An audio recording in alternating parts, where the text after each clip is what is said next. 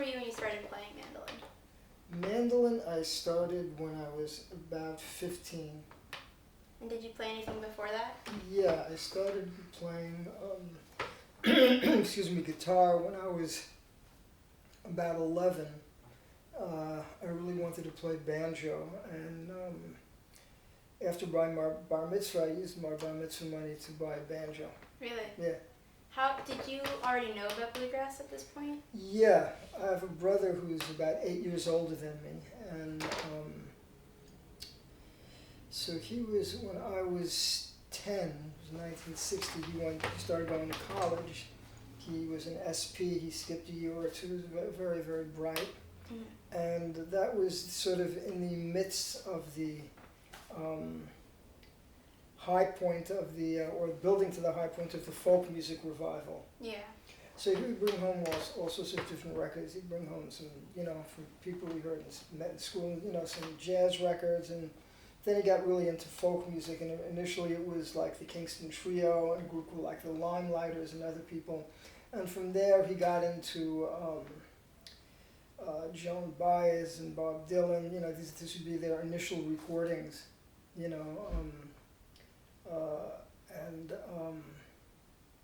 like Eric Von Schmidt and Dave Van Ronk and Phil Oakes, and it was 60, 61, 62. And he also got very much into jug band music. Yeah. And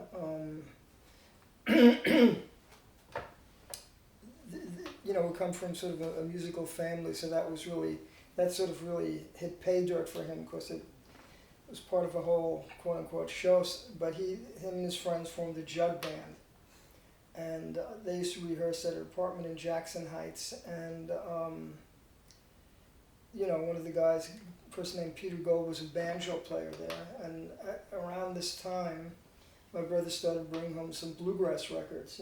First like the New Lost City Ramblers, and then another record was a record called it's called Mountain Music Bluegrass Style, and I think Mike Seeger had put it out on Folkways. It was a compilation of all the great bands that were in, not all, but a lot of the great bands that were in the Baltimore, D.C. area back in the late 50s, early 60s, Okay. which is really a hotbed. And you had, Earl Taylor, Smiley Hobbs, Tex Logan, just so many great, great people were playing there. And of course the Country Gentlemen, he brought home some Country Gentlemen records. So I heard this music, and it really, really captured my imagination, particularly the banjo playing. And around that time I was into shortwave radio, and also into trying to get out of town AM stations, at night, in the evening, when, you could really, get WSM, occasionally WWVA from Wheeling, West Virginia, would come in very clearly. There's also WOWO in Fort Wayne, Indiana. Occasionally you get the station. There's another from Waterloo, Iowa, which is also a country music station. But WWVA, particularly at night, from 6:37 until early in the morning, would just be playing country music and some bluegrass music. And what they would have would be like the old farm shows, but at night, different country musicians who were touring or had projects to sell would buy a half an hour of time and have their show and sell their products over the radio or promote their performances. Still, that's what the Grand Ole Opry initially was also, during the week with the farm shows, ways of, promoting your appearances or selling whatever products you wanted to sell. Yeah. So there was a group back then, a guy named Doc Williams and the Border Riders. And they were a group that played in the Midwest, some in the South, and in Canada. And they were a popular group, and he had a guitar method. So I learned some things from my, we had a guitar or two in the house, so he taught me some things on guitar, and I sent away for this guitar method. It's called the big note method. And you know, I started learning how to play guitar, and I just kept listening to you know, to bluegrass and wanting to play banjo. So there was a music school on 48th, you know, the old music block, was it 48th or 47th? I think it was 48th, between 6th and 7th Avenue. There were, you know, 30 music stores, and there was a guy there who was teaching banjo.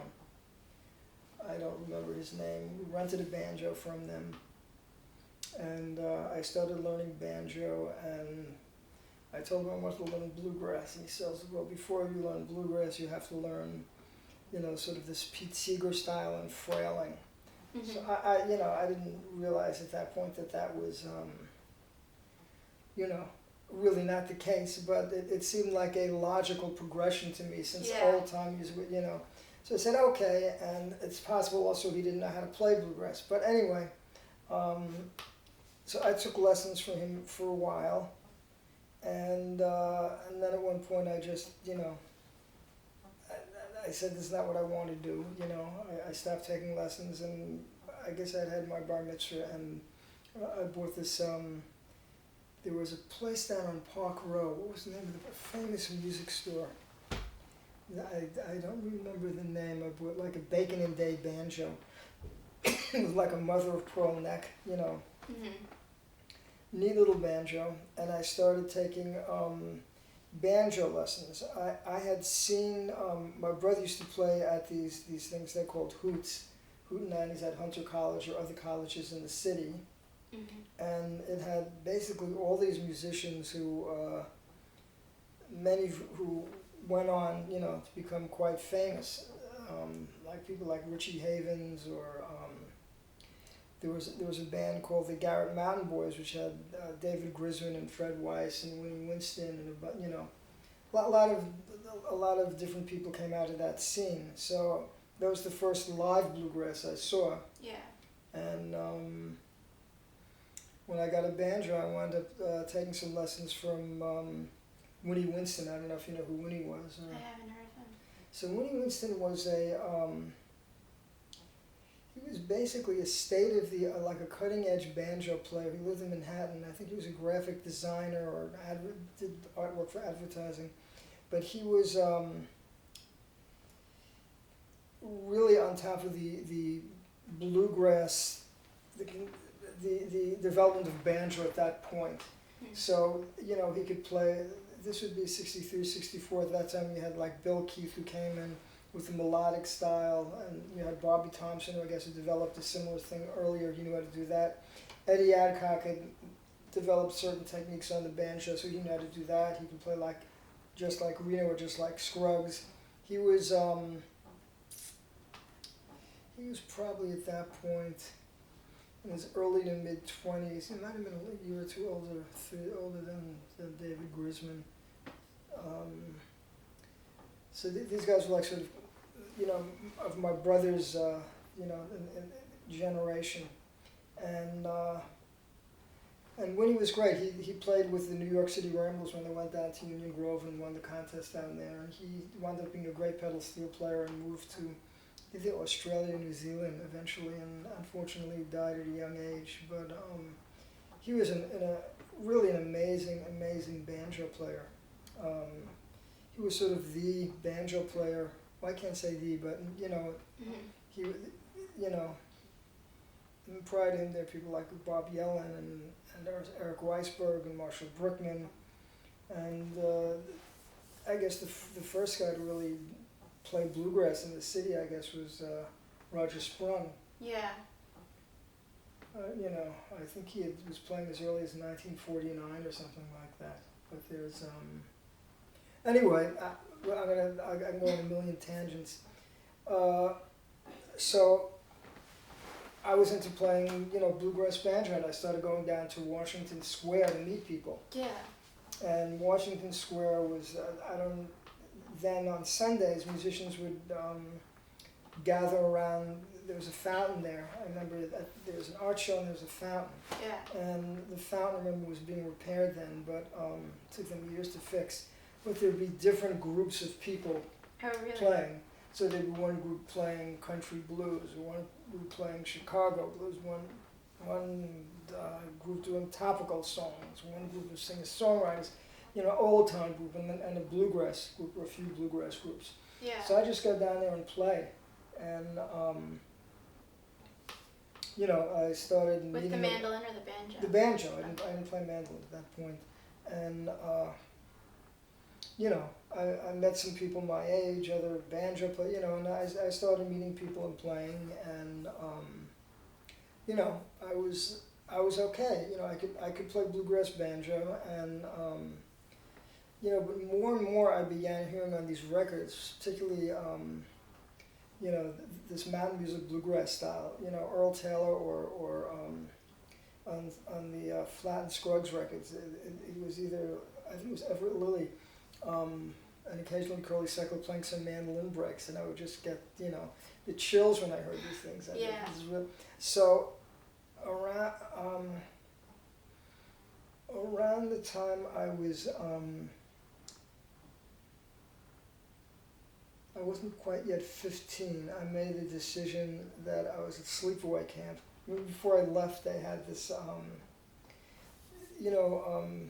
Rebel Records were selling these, it's amazing, I don't know, like these three records, vinyl records, I don't know, like $10, through the radio, through WWVA. Mm-hmm. And it had like all this just great bluegrass. This guy there was a singer from the 50s and 60s in that record named Pete Pike. Yeah. You've heard of Pete Pike? Yeah, I have. An incredible singer and guitar player. And they had they had him and they had like duets, with bands, but with like Billy Baker and Bill Keith and all this just great. So remember, I was waiting for that record to come, and I was thinking more and more about the mandolin. And my parents sent me a letter up at camp, I had my banjo with me, and I had a guitar, and they said, "Oh, the record's getting great," and I said, I decided I'm gonna play mandolin, because there was so many great banjo players, and there's Mark Horowitz, who was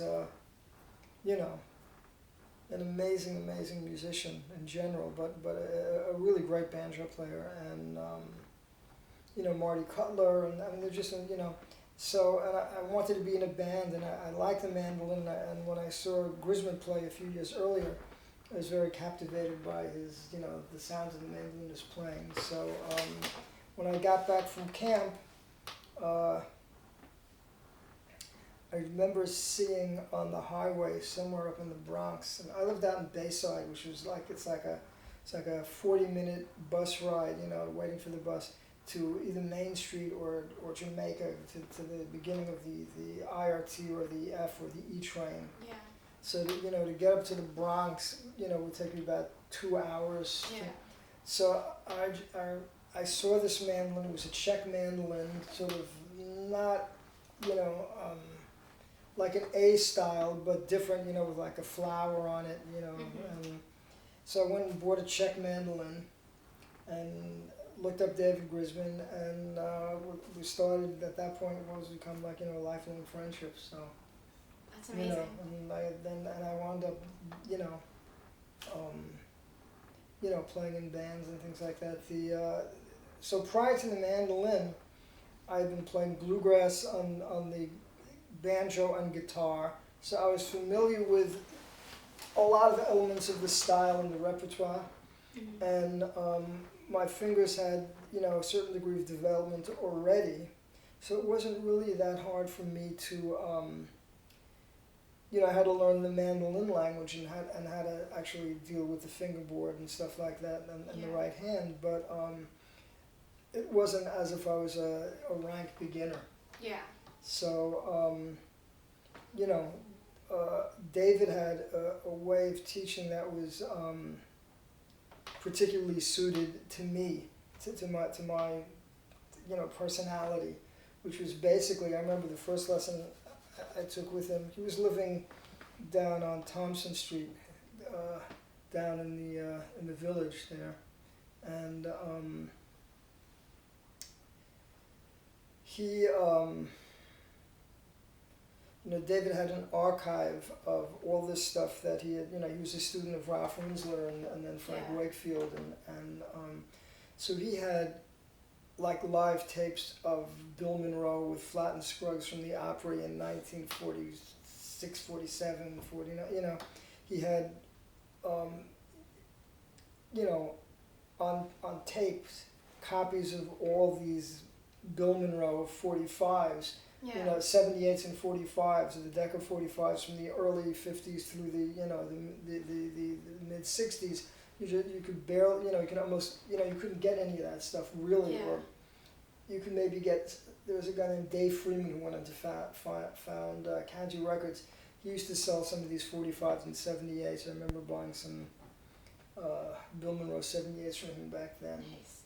He had he ran an art gallery, and contemporary art, and behind some of these, the room behind the paintings or whatever, he'd have like Bill Monroe 78s and stuff that you could buy. So anyway, and David also had, he got through Ralph Winsler or whatever, all these tapes that Ralph Winsler and Mike Seeger had made of live shows at Sunset Park or the New River Ranch or, in Rising Sun, Maryland, made all these live shows of Monroe and Jim and Jesse and just all this stuff. So what he would do is, I remember the first time he said, bring your tape recorder. So I schlepped in this old, reel-to-reel heavy tape recorder, and he had the wires, and I think the first thing he showed me might have been how Monroe plays Pike County Breakdown. And he showed me one or two other things, and he said, okay, listen, he says, I have to leave. I'm going to hook up your tape recorder, record these few reels of music, and work on it. And when you get stuck, give me a call. So the first thing he wanted me to record was they're called the kitchen tapes now. It was Frank Wakefield and Red Allen. Yeah. And so I recorded those and a bunch of other things. And what I did was I basically played hooky from school and, slowed down these recordings, and, from Monroe or Wakefield, I would get it to where, if he did 5 tremolo strokes, I would do 5 tremolo strokes. If he did 7, I would do 7. I wanted to get it exact because, I felt that, a conscious or unconscious aesthetic decision was, I couldn't put in those words then, was being made by the mandolinist to hold it for a certain amount of time. Yeah. So I did this with Wakefield, with Monroe, with Jesse, with Bobby Osborne, and I tried to learn how to emulate each of their individual tones on the mandolin, and how to make some decisions as to how to hold the pick, what the best way to hold it is for me to do these different things, and so anyway, so I would struggle with this stuff for about 2-3 months, and then give him a call and say, come on over and bring your tape recorder, and I'd go over, and I said, David, how do you do this? He says, well, you do this way. And I said, the mandolin's very logical. So I said, if you do this like this, that means you can do this like this and this like this. Exactly. So he'd answer a whole bunch of questions and say, I gotta go. I mean, he lived in one of these, they used to call hot water flats. And, it was sort of like if you walk into the kitchen, and I think there was a bathtub in the kitchen with the top on it, and then one room, which was the living room, sleeping room, and there was a communal bathroom in the hall for all the different apartments. Wow. So anyway, he says, I have to go, why don't you record this and this? So in the course of about 2.5 years, I took about 5 lessons from him. And in the meanwhile, I wound up playing with a bunch of different bluegrass bands in New York, and wound up playing at the same hoots that my brother's band had played on, and you know, playing at college radio stations, and you know, doing all that stuff. So that's you know, and also being, you know, David was like a protege of Ralph Runsell and then Frank Wakefield. Yeah. And Wakefield was sort of the, you know, one of, his playing was sort of very edgy then, and, Yeah. you know, or perceived as very edgy then. And, you know, he's a really wonderful writer of melodies, and you know, really coming right at, you know, what he did was he learned how to play just like Bill Monroe, learned how to play like Bobby Osborne, like Jesse, and he developed his own style. Yeah. And I mean, other people who did that then of that generation would be Herschel Sizemore Mhm. and John Duffy, and they used to Yeah. develop their own things. So, but there was, you know, people who were listening to, you know, Joe Venuti and Eddie Lang, and Django and Stephan, and, you know, listening to the Beatles and other stuff. And so David would expose me to this stuff, so I began having getting a broader listening palette. And by the time I was about 16 and a half, you know, I was thinking of, you know, I met some of the musicians. We used to go see them in Sunset Park, or there's a place called on McDougal Street called the Gaslight. Yeah. And I mean, I would be, you know, I remember in, I don't know, 65, Monroe was there for a week. I was there every night with you know, had that, I think his you know, his one of his last great bands, if not the last great band, with Peter Rowan and Richard Green and Lamar Greer and his son playing bass, James playing bass, and I was this close to them, you know, Yeah. for like, you know, 6-7 nights. Used to have Reno and Harold play down there. Just a lot of, you know, so I got to know a lot of the musicians, and you know, Ronnie Reno. Yeah. Yeah, he was, back then he was a great mandolin player. He was one of the you know, him and David, and you know, the people who were looking towards the future of mandolin playing, you know, and Ronnie also happened to be, you know, a fantastic singer and guitar player, and you know, he wound up, you know, he idolized the Osborne brothers, and he wound up working with them, and then he was with Merle Haggard for years. And anyway, so you know, I was thinking of, you know, I met Vassar at Sunset Park, I think in '65. He was playing with Jimmy Martin, Yeah. and so what a great band, you know, and I remember, you know, like, to me Vassar was this like legendary figure, and he had developed this thing of this variation on Patty on the Turnpike that was, you know, it was like everyone was going wild over it, you know, and Yeah. so I said, Vassar, how do you do this, you know? And you know, I'm like 15 and a half, just, you know, this little kid, and he, you know, he just showed me, and you know, and then we, you know, and then I played some things that he had recorded, for, you know, that I learned, and he, you know, and we just, you know, he was just very, very kind and really nice to me, which he was in general, but, you know, he remembered me, and we, you know, over the years, we, you know, I eventually wound up working with him, you know, in his band and stuff like that, and, you know, I recorded with him, he recorded with me, you know, you know, so, but anyway, so I had some contacts, so I was thinking that, you know, I wanted to, you know, move to Nashville and see if maybe I can get a job with, you know, some band down there or something like that. Yeah. And you know, I'd sort of somehow, you know, I learned probably 1,000 mandolin solos that I could replicate, you know, and my ear was, you know, like when you start transcribing solos, at first it might take you 3 hours to learn something, and you know, and after you do it for a while, you can do it in maybe 5 minutes. Yeah. And it got to the point of where I could hear what a mandolin player was playing, and I knew what key he was playing in, just by hearing what he was doing. So, but at this time I was also beginning to listen to, like I say, Stefan Grappelli and Joe Venuti and Django, and starting to listen to other types of jazz. And I began to feel that as wonderful as the instrumental tradition is in bluegrass, that the deepest emotions in bluegrass are really expressed through the singing. Yeah. And that, I'm not a singer.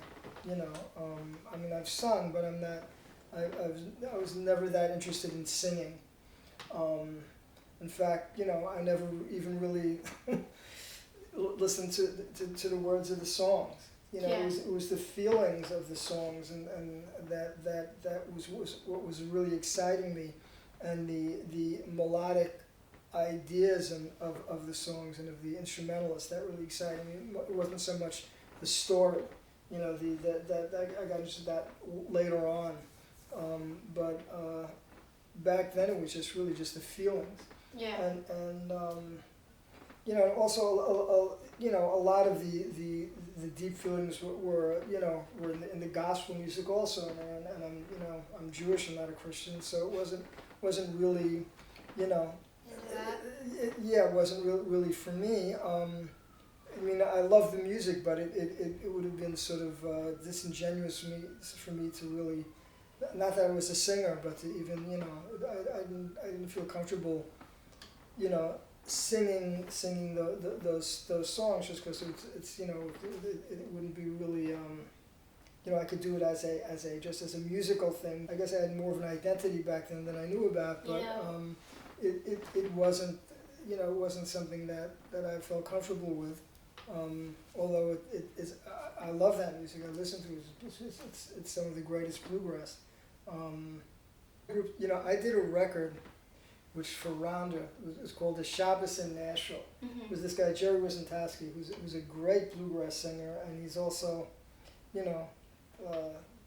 went to like the Yeshiva of Flatbush. He's fluent in Hebrew, and he'll read Hebrew novels and stuff. But he's a great bluegrass singer, particularly coming out of Mac Wiseman. And what we did was we took, the songs that are sung on Shabbos Mira, Shabbos melodies, and we took bluegrass songs and put these lyrics to them, or I wrote one or two songs, or so it was a bluegrass record. We did a record.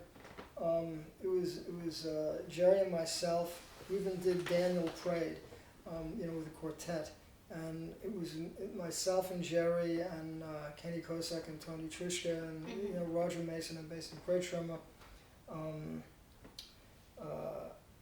Bobby Kent, who's down in Nashville now playing drums, and John Scholl played electric guitar and acoustic guitar. Kenny played some piano. Kenny's a great piano player. We did actually.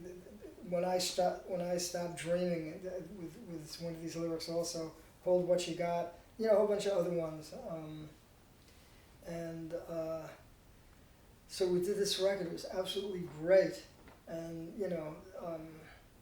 and when I wanted to start finding out about their parodies, because I'm changing the lyrics to Ron had said, they said this is not what we wanted, this is not and they never put it out. Oh, really? Yeah. Is it just recorded somewhere? I don't even have a copy. I think Jerry might have a copy of it. I know the guy who produces my records, Ed Haber, bought a whole bunch of tapes from a studio that went out of business. There's a big studio in Brooklyn called Systems 2. Okay. And I'd done a record called Andy's Ramble there, a bluegrass record. And then I did a bunch of other, I think more Jewish-oriented recordings there. And so he just bought a whole bunch of tapes, and he was hoping to find the master for, Shabbos in Nashville. I remember we did that. That was just when Pro Tools were coming in, and I remember the engineer there showing me, you know, this stuff, and he says this is going to totally revolutionize the whole Yeah. recording industry. So, but anyway, so I'm going to try to keep myself, you know, I wound up to begin, you know, to question the you know, my thought of going to Nashville, and I also began hearing, you know, listening to more and more jazz, and then two things happened at that time. One was I think it was David Grisman had moved out to California, and he had formed a group with Peter Rowan called Earth Opera, and I think they were going to move to Boston. Yeah. So he was in town, and I hadn't seen David for about a year and a half, and he gave me a call to come over, and I think it was the day that Sgt. Pepper was released in America. Wow. So I met him in the West Village, and we were hanging out, and we went up to Peter Siegel's house. He used to live, I think, on the corner of West 3rd or 4th Street and 6th Avenue, you know, in the heart of the whole West Village scene there. Yeah. I remember I'd never seen headphones. I had headphones, and so I heard Sgt. Pepper. Then I had listened to some of the Beatles before. I mean, I'd heard.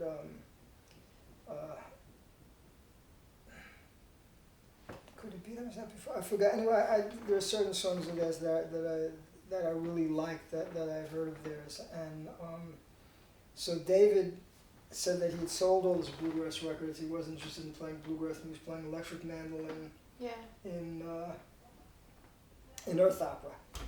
We put like these sort of day glow things on the mandolin, and he was interested, you know, like people from San Francisco back then. Yeah.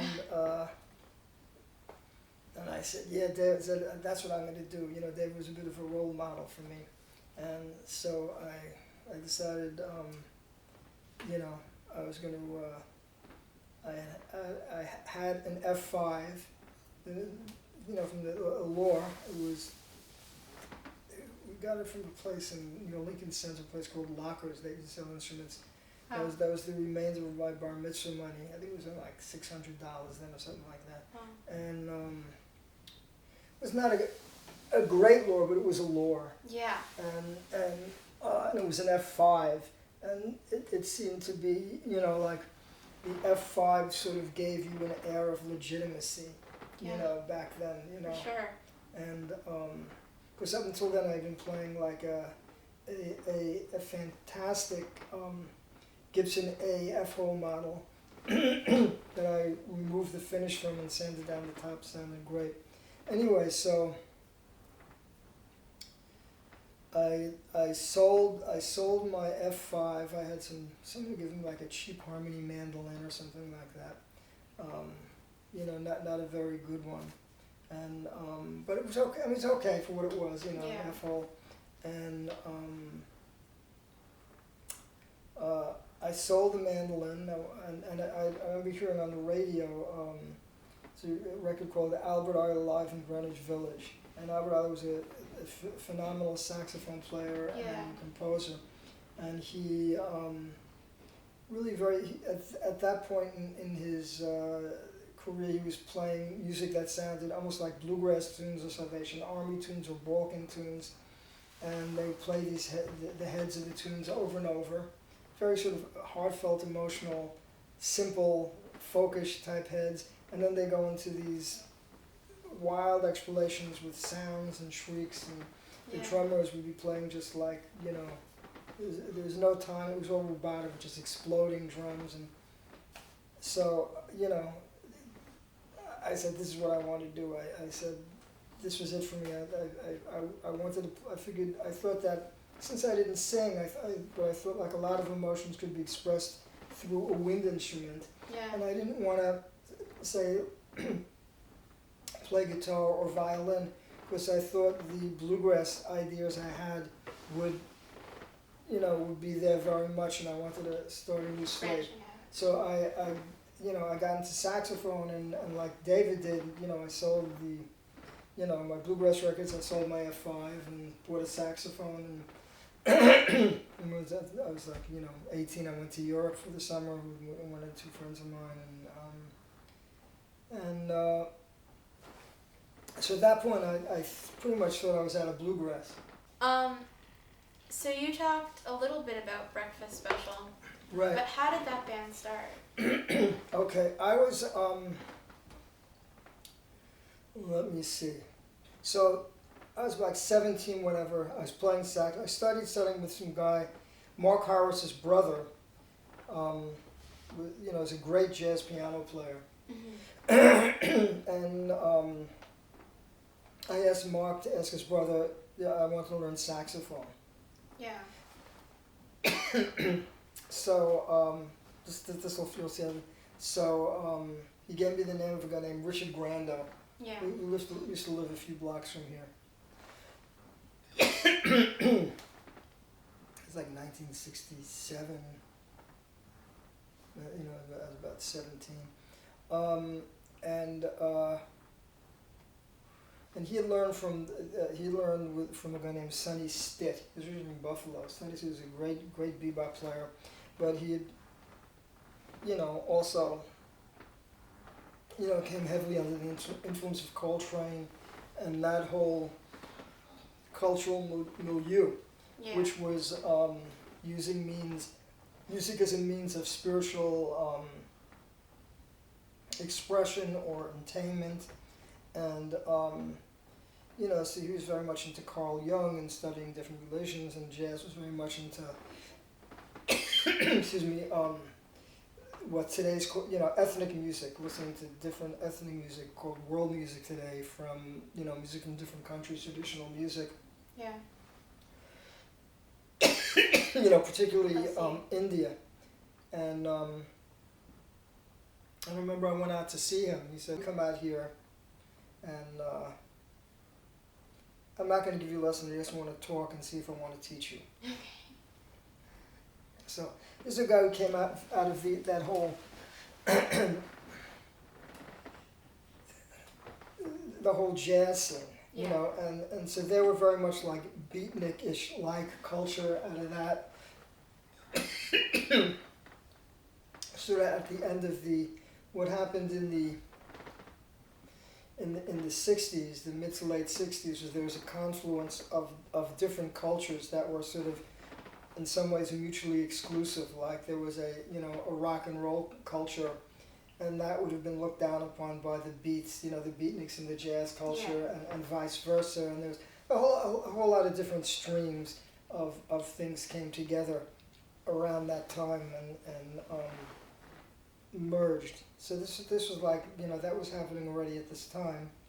I remember the first lesson was, do you believe in God?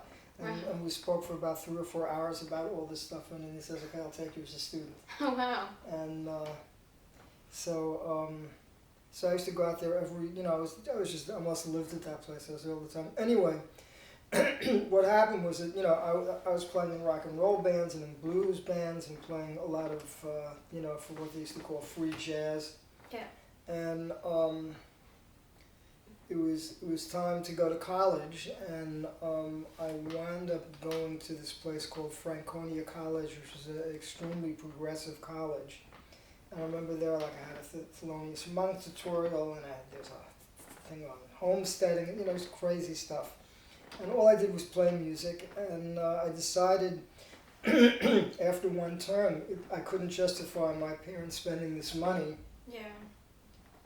All I wanted to do was play music, and I had been, playing mandolin all along, but I started playing it in freestyles or in ethnic styles, or, so I came back to New York, and I needed to make a living. I wanted to move out of my parents' house, and I began, so I worked as a messenger. I worked in a delicatessen, But at night, I realized I had to start making the scene. So around this, meaning where they're musicians. So around, when I made that decision, around this time, I got a call from Peter Wernick, who I'd known from my old bluegrass days back in, the 3-4 years earlier, or less. And we played bluegrass together and stuff like that, and hung out together. We used to go down to festivals together. Anyway, Yeah. so he had a group up there called Country Cooking, Yeah. and Tony Trischka was in that group. And Tony had once he came down to New York. Him and this guy Joel Diamond, a really good bluegrass guitar player and singer. They had a job at a country bar at Long Island, and they hired me to play mandolin. So they stayed at my parents' house, and we went out. We played 2 nights at this transported Southerner bar out in I don't know where the heck in Long Island, and lots of it was like stop for truck drivers and transplanted Southerners, and and I'd been to those bars. I used to go to see Red Allen, and I used to go to all those bars to see bluegrass bands, and they would let me in, and I have like a Coke and a hamburger and fries, and and then I'd see the musicians. I know there's a place, the Starlight Lounge. Red Allen played there, Reno and Harold, and they'd be playing behind the bar, and then afterwards they'd go and hang out with the musicians. And it's rough for my parents because I'd get back into I'd be dropped off at like 1-2 in the morning at Times Square, and I'd have to take the train all the way back to Flushing and then wait for a bus. And so anyway, I got a. They had they had a, what was it? The mandolin player who was on their first album, which is pretty much all original music, had quit the band, and he asked me if I want to come out and play, all this original music. Yeah. So I said, great. So I hadn't so I was sort of back in that scene again, and I learned the tunes, and I wrote 1 or 2 tunes as well that they, and it was, like, Tony's types of tunes and Peter's tunes, and and Russ Bamberg was playing guitar and John Miller on bass, and Nandi, Peter's wife, sang some, and it was great. It was really great, and I wound up sort of getting back in that scene. So I remember when I was working as a delicatessen, I would start, I realized that I had to, quote unquote, make the scene in order to get work. People had to know about me, so I knew all these people.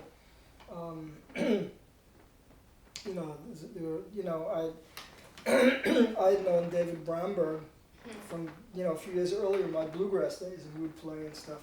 Yeah. So I hadn't seen him in years, and in the interim I was playing saxophone, so he invited me to start sitting in with him. And he was he just put out his first record on Columbia, which was a big deal back then, and he was a very sort of prized studio guy. He had played on Dylan stuff and other things, and I think he had George Harrison on his first record. Oh.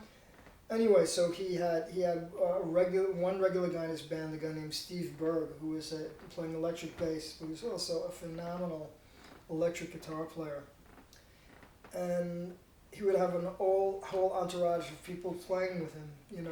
He'd have like Peter Eklund, I don't know if playing cornet, and very often Kenny Kosek would be playing fiddle, or Larry Packer playing fiddle, and like a woman, a singer-songwriter, Doris Abrams, and myself and some others. And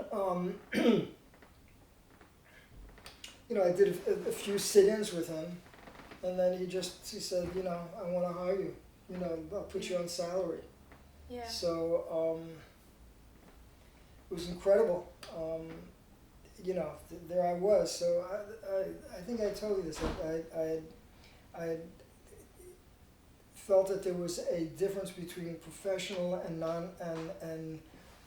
paraprofessional. Yeah. And it was, to me, it was like sort of an invisible screen, but I could very much feel it and see it.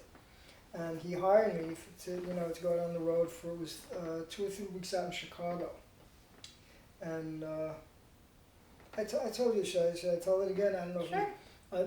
We went out there, and that night we got there, we went to see, I think it was John Harford, who had Vassar playing with him, so it was great to see Vassar again. And then, there were some people there who I knew from the bluegrass scene, a guy named Rick Ryman, and some Bob Hoban. I mean, there's a bunch of things I'm sort of leaving out. prior, but and we went to see Mother Earth. I was a big Mother Earth fan. It's this woman Tracy Nelson, who's an incredible singer.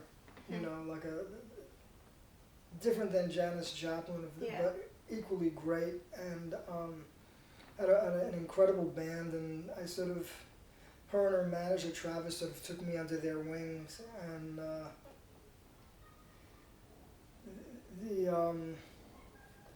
you know, I met these guys from the Siegel Schwal Blues Band who you know, took me out to some of the blues bars out in West Chicago, you know, and it's just an amazing, you know.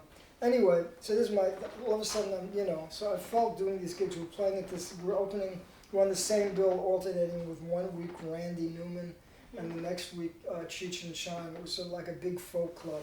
Yeah. And I sort of felt I passed through that curtain. So anyway, it's a breakfast special. So you know, Kenny Kosek was playing in Country Cooking, and anyway, so when I was off the road, we began doing some, you know, gigs in the city, whatever. And Kenny was hired by David and also Roger Mason. Yeah. And, you know, we had spoken with, you know, we all spoke about doing this band together. And there's, you know, Stacy Phillips, who I didn't know was a good friend of Kenny's. Yeah. And also a guy named Jim Tolles, who I'd met once or twice, a singer-songwriter. So, you know, after about a year and change, I gave, you know, David my notice, and we formed Breakfast Special. But, you know, with David, I mean, I really sort of got my wings, you know, as a full-time musician. Yeah. And he very generously included me in a lot of, you know, sort of high-level recording sessions. Yeah. Like I told you, you know, the one we did, you know, a bunch of days in the studio with the Grateful Dead. Yeah. Which recording was that? I think that's on Wanted, Dead and Alive, and on some other, and maybe the album after that. And what year is that? I guess 71. Wow. And you know, I used to see the Dead at the Fillmore, you know, and wow. You know, so it was you know, and sometimes they were great and sometimes not as great, you know. Yeah. And like anything, you know, and but I was really impressed, you know, actually playing with them in the studio, and they had a great timbales player they brought in for the session. And then I did a bunch of things as trios with Jerry and David on acoustic, and I played mandolin. What was that like? You know, it was.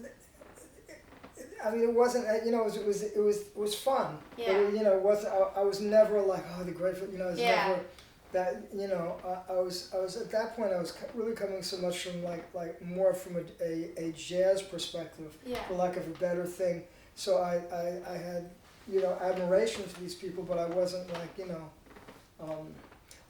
you know. Yeah. But you know, I was impressed by their level of musicianship, and you know. And you know that, you know, I thought, you know Garcia could play some very inspired stuff. You know, really wonderful musician. So I really enjoyed that, and it was just crazy to me because you know, less than a year earlier I'd been playing in like, you know, garage rock and roll bands and blues bands, and here I am like at Wiley Hyder, which is sort of like the state of the art studio in LA, sort of the height of that scene. You know, doing these sessions with the Grateful Dead, and we also did a bunch of rehearsing and, you know, things with Dylan. I mean, I was on some sessions that, you know, Dylan was a sideman on as well, and I got to meet and record with Flacco Menace, if you know who he is, and you know, a whole bunch of other people. So I mean, we did stuff with Jackson Brown and you know, different people, and you know, David was really generous. You know, I got to meet at some of these sessions, you know, Arif Mardan and Jerry Wexler, you know, the producers at Atlantic who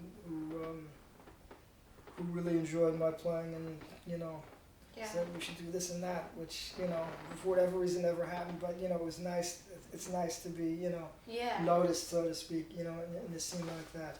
And so I really, you know, and David Bromberg, he was the first person to commercially put together like a real roots music show. He would combine in one show like topical singer-songwriting music, country blues, Chicago blues, rock and roll, you know, bluegrass, old time. Yeah. He would just put it all together, you know, like a you know, the rings circling Saturn. Yeah. And he was, you know, he's a great showman, and he understands how to put it all together. He really is the first person to really, I think, commercially to really do that and make that as a viable, you know, thing for people to do. Yeah. So, but anyway, after that, you know, breakfast special happened, Yeah. and that's a whole other.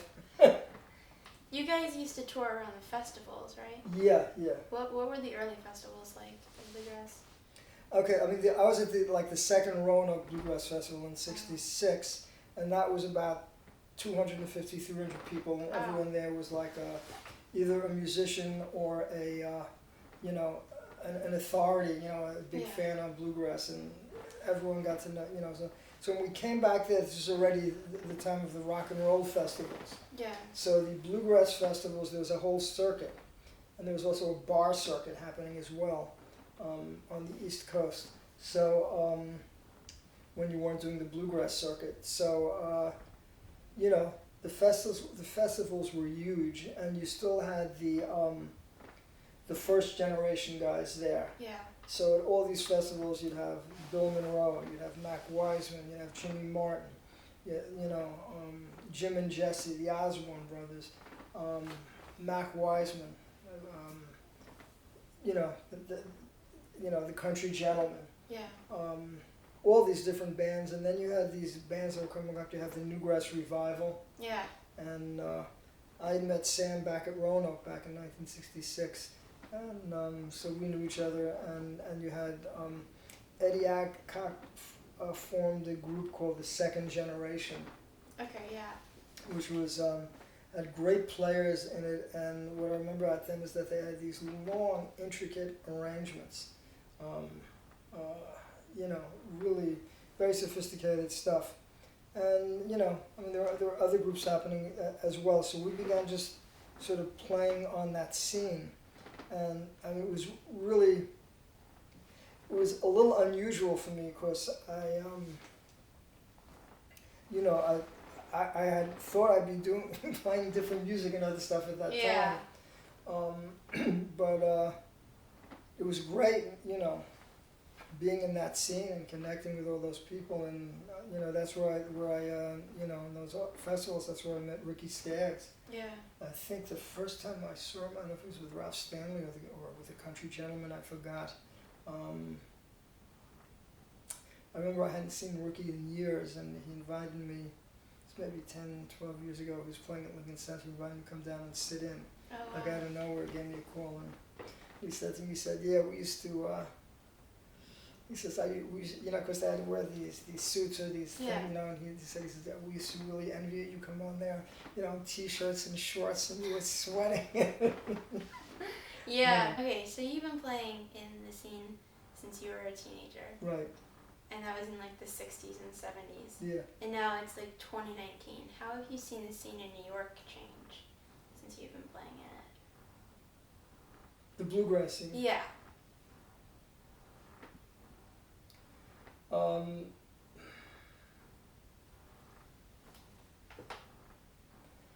You know, after breakfast special, I was already studying ethnic music, and then I got very heavily involved in you know, I was playing in a lot of different bands, and I also started doing Klezmer concerts. These are like the first Klezmer concerts in New York, and I was in the bluegrass scene, you know, occasionally I do some gigs with like me and Kenny and Russ Bamberg and Mac Glazer and Tony. Yeah. Those of the New York All-Stars Wow. and then, or I'd be working with Richard Refuse and Richie Schulberg Yeah. and, you know, Tony would play with that sometimes, Kenny, Marty Cutler. I lived upstairs from Richie, so, you know, I was playing in that band all the time. I was playing, the scene was very different then. I mean, I was playing, there's a club there called Broadway Charlie's, Yeah. which was a place that a lot of people played, or Gertie's Folk City. And those gigs would start maybe around 8 and you'd play until about 3 in the morning. Wow. So I'd be doing these gigs and, you know, I've been playing in blues bands or rock and roll bands or whatever, you know, and I, you know, you'd come, you know, there was smoking in the bars and you'd come home the next morning and you'd get up late and you know, your clothes would stink from smoke. And I remember opening my saxophone case or my mandolin case and everything smelled like smoke. It was really, you know, it's just crazy. So, I mean, what happened for me was these Klezmer gigs all of a sudden started paying real money, and, Yeah. and I was working in much better conditions than I was playing other music. Yeah. So that wound up becoming, you know, for a variety of reasons, not just the working and, you know, the focus of what I was doing. Although occasionally at this time I was playing. Occasionally, you know, David had just formed his group, so I would go out there and play with them sometimes, and I wound up working a lot with Richard Green and Buell Neidlinger and Peter Rowan in different combinations. Yeah. And you know, so I was still somewhat in the bluegrass scene. I know, like, Peter brought me out to do his first banjo solo record. I think he was in Colorado already, and so I was still sort of in the bluegrass scene at that time, but not as much. And I was also starting to become observant, and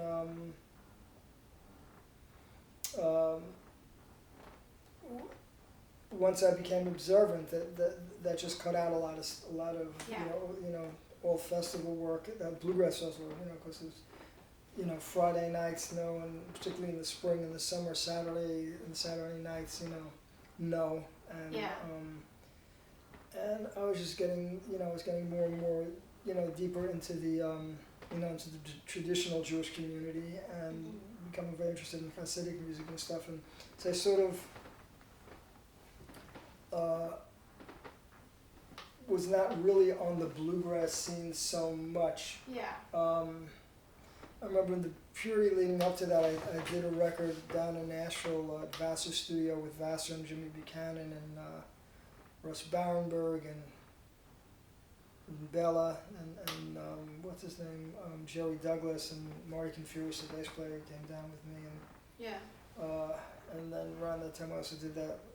You know, a little later I did the record Andy's Ramble. So, you know, I always sort of had interest in playing the music, but I wasn't really part of the scene. I Yeah. occasionally do a Wretched Refuse gig, but not so much. So there was a whole period of time where I was, other than privately, not really playing any bluegrass publicly, Yeah. or so much involved in what was happening in the scene or whatever, until a number of years ago, when you know, I felt the need to do weekly gigs, Yeah. and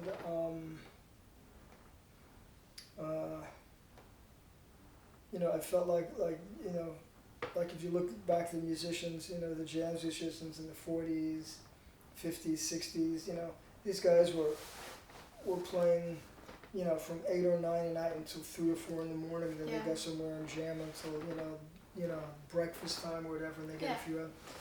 So the concept of being perpetually warmed up.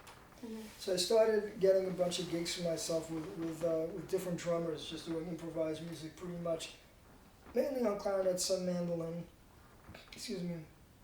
In fact, I was telling your mother we worked at a place here called Two Boots back years ago. I used to have a regular Wednesday night gig there. At this one? It used to be, I think, on 6th Avenue or something, if I remember. Wow. It's one here in Brooklyn. She told me it has moved once or twice since. Yeah. It was back in the, you know. Anyway, I mean, a lot of things are overlapping. But so anyway, I wound up getting this weekly gig down at the shul down here. It's about 20 years ago in the West Village, and we did it.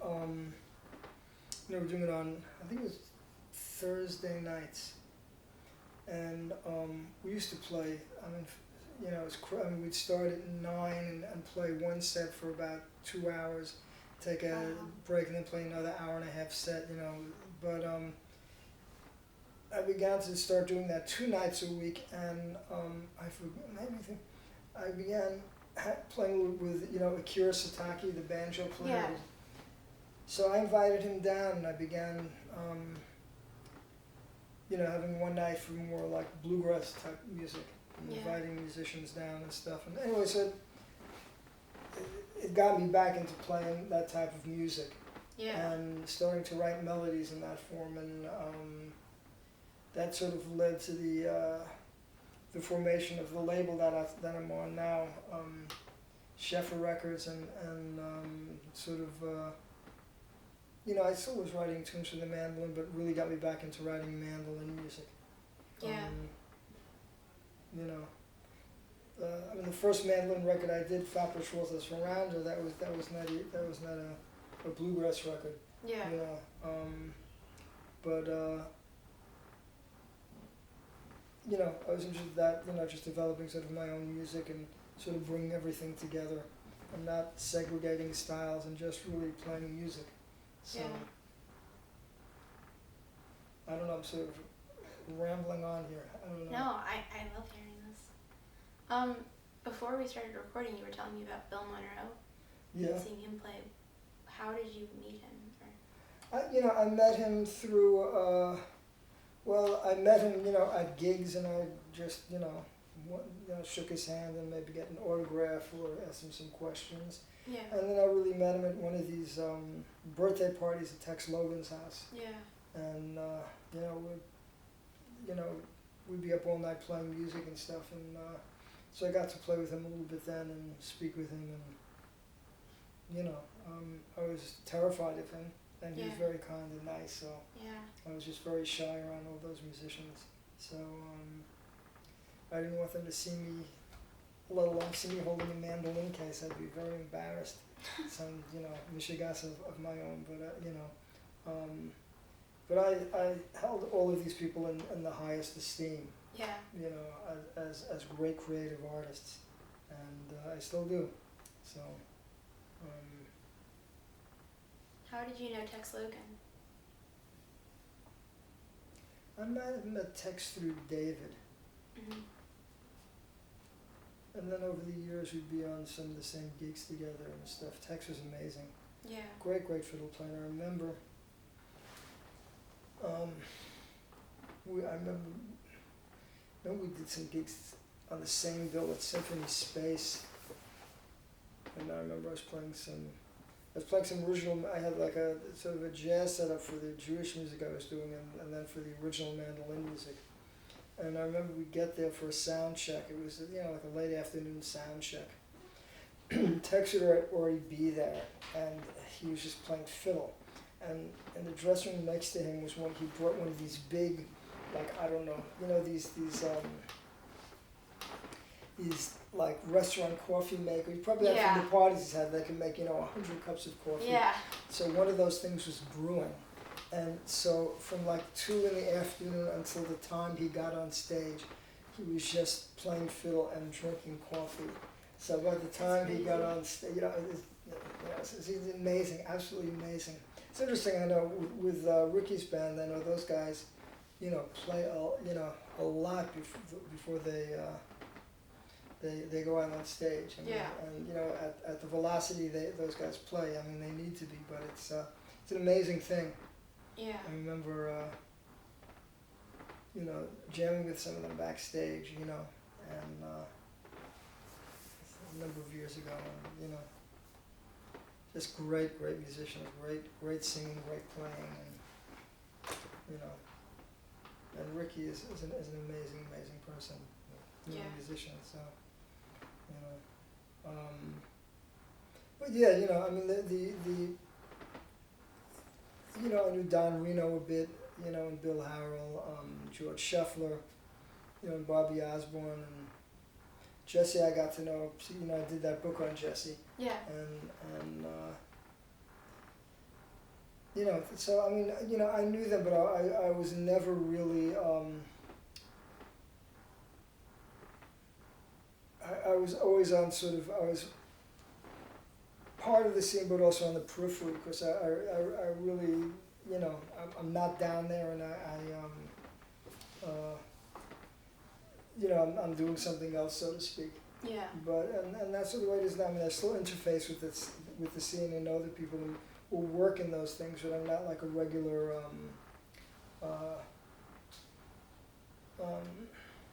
I don't know how you say it. I'm not like a presence on that scene. Yeah. But the musicians know me, and I know them, and I'll do some recording down there, or play on some of their albums, or whatever. So, so I still interface with the music and love the music, and I enjoy playing straight ahead bluegrass also. So. I have one more question. It's kind of an odd question. But if you could describe bluegrass, like the scene or the music, in a word or a phrase, do you have one? The scene the scene changes. The music,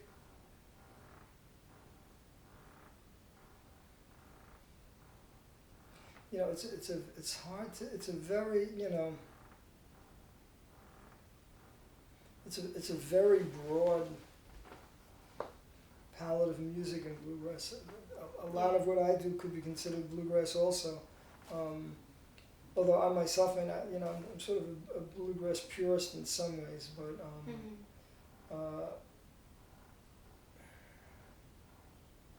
in one word. I'm sorry.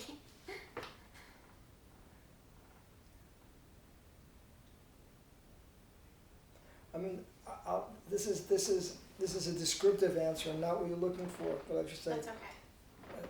A style. I like it. And that's really what it is. And like any style, it sort of has its time and place, and then it sort of broadens and spreads out and becomes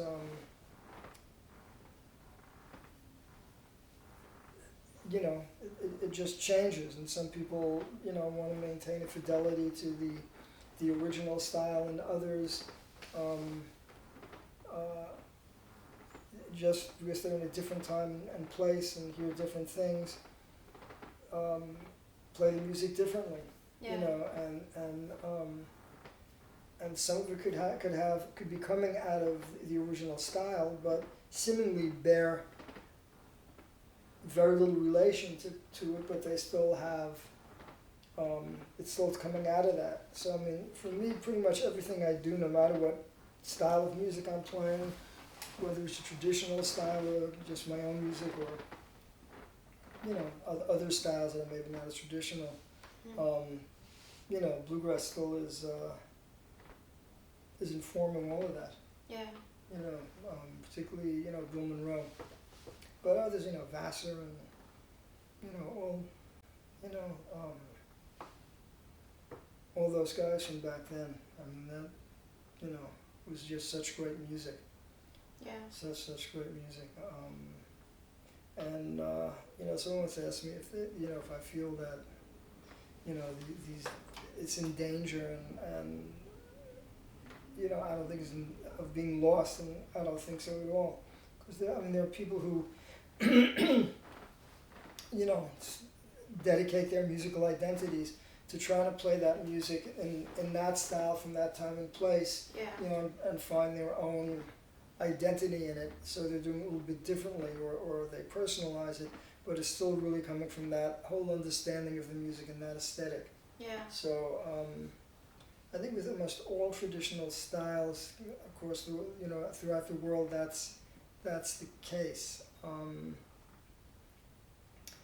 It's interesting though, because there's as you get further and further away from the, for lack of a word, the original Big Bang. Yeah. So that'd be like the first and maybe second generation of bluegrass people. The developments after that are possibly in danger of losing touch with what happened previously and really having a musical and aesthetic connection. Yeah. With the incredible creativity and depth of emotions that happens in the particularly in the beginning and early developments of a style. Yeah. And so I remember I was speaking with someone who's knowledgeable about bluegrass, and they were talking to me about someone who recorded I think it was they had heard Noam's record of Kenny Baker playing Bill Monroe tunes. And it was a great record. yeah, Noam does a great version. So and so I was telling this person, I said, I really, it's great, but I said I really prefer the original. Yeah. He said, Kenny, he's playing Kenny Baker's version. I said, Kenny Baker, that's not the original version of the tune. Mm-hmm. He says, it's not, and it's, no, it's not. And Kenny Baker does a wonderful job also, but to me, the best version of that tune that has all that juice and, is Bill Monroe's version. Yeah. And so when people begin to lose touch with the depths that's really keeping this music alive, the foundations upon the heartbeat of what the music really is, it's, they're sort of not partaking in a sort of richness that could, I think, really help them creativity. On the other hand, that's my phone. On the other hand, should we wait until this goes? Okay. Would you like some water? No, I just drink the coffee. I usually don't talk so much. On the other hand, they may not need it. So, who's to say? Yeah. But, I'm like, I've spoken to musicians of different, I was just speaking to an Indian classical musician. And he said that all the great Indian musicians say the same thing about the musicians coming up in India now. Yeah. And I see like so much, things have changed so much. It's like and so much is available. It's like looking at the sun. You can be blinded. Like a lot of musicians coming up. What style? I love bluegrass, but I also love Irish music, and I like Balkan music, and I like Jewish music, and I like jazz, and I like Bach, and and what happens is some of them, particularly those with classical training, but even those without, can get a certain level of technical proficiency and can sort of play all these different styles, to some degree. Yeah. But none of them can really go deep into any of them because they don't. You need to really study a style very, very deeply and absorb it, and be able to find your own voice in it, in order to really understand what makes the style work. To understand how, understand the different forms, understand the tone that's preferable for the music and why that tone on the given instrument is preferable for that music, what it expresses in that music, understand ornamentation, phrasing, variation, timing, melody, how to play a melody, how to bring out what's in a melody. And if you can go deep in one style, when you go to another style, you'll know what to look for, and you can progress that much faster. But if you never get to that point in any one style, you'll never, to my way of thinking, you're not gonna, you'll be sort of building, like a building on sand rather than a strong foundation. Yeah. And the truth is, not everyone has to do it, but I still believe it's an important thing to do. And I just see people, clear across the board in different styles.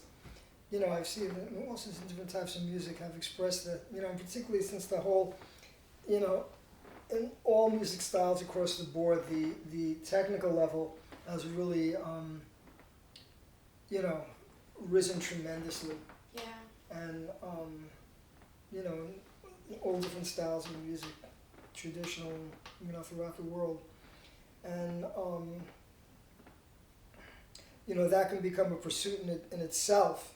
And that doesn't necessarily make the music better. It makes it more technical and more athletic, but it doesn't necessarily make the music more expressive or more or deeper. Yeah. It can, because you have more to work with, but it's really a question, you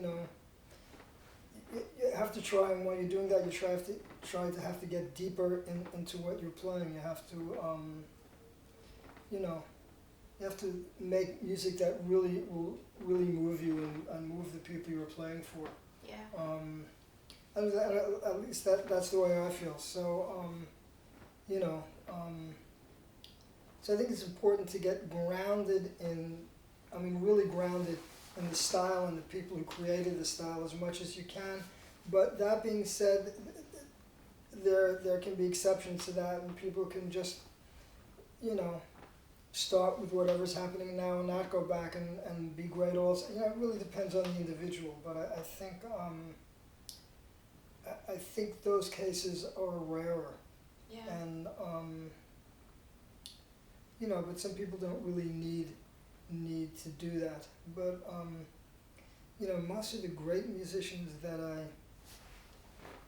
I know of, and that I know, and that, I listen to all the time, were people who really came out of a scene of really studying what went before as much as they could. Yeah.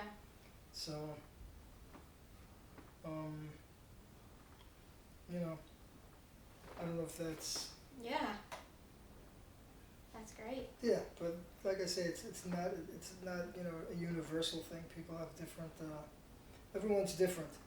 And also people have different musical tastes, and I've had students who can't listen to Bill Monroe. Yeah. And it's really sort of too ethnic sounding for them. It's too foreign sounding for them. Oh, wow. And and what I tell them is listen to it until the door opens up and you understand what's happening. Yeah. Because the time invested, the rewards will be, will transform your playing. Yeah. But I don't know how many. I don't know what's happening on the scene so much now. Yeah. I don't know how different it is from when I was sort of on the scene. It seems there are traditional and then people who are less traditional, and it's sort of pretty much the same thing, just a different time. But it just I think these things are always pretty much the same. You have people who want to keep it sort of in a certain area and not move it that much, but find their own identity in it and keep growing with it that way, and others who want to really move it in a different direction. So I think that's always the case. Yeah. I mean, in New York City, there was always the pushing the envelope thing, going back to the 50s and 60s of, you had like Roger Sprung, who was probably one of the first bluegrass banjo players to play probably Broadway show tunes on the banjo and play, all sorts of different types of music on the banjo, and then there was a record that Eric Weisberg and Marshall Brickman put out called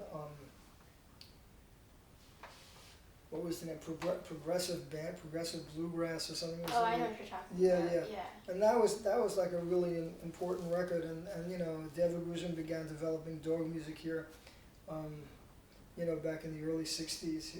You know, things were always sort of being pushed. You know, and Breakfast Special was a very sort of a forgotten but very envelope pushing band in its time, and. You know, so I mean, there's a whole in New York a whole tradition of that going. You know, Bella, you know, comes out of the New York scene. Yeah. And yeah. That you know that's I think that's just you know part of the tradition here. Yeah. So you know, you have any other questions? No. Do you have any more stories you want to share? You'd have to ask me. I don't, you know, I can talk forever, but it's good to be guided. Yeah. You know, I remember you told me when we were driving back from the Folk Fest that your band used to do alternating gigs with Bob Dylan, or oh, with Bruce Springsteen. Bruce Springsteen, yes, Yeah. not Bob Dylan. Yeah, there was a club called the Child Herald, which I think in DuPont Circle down in D.C. There was a whole bar scene that you could play on.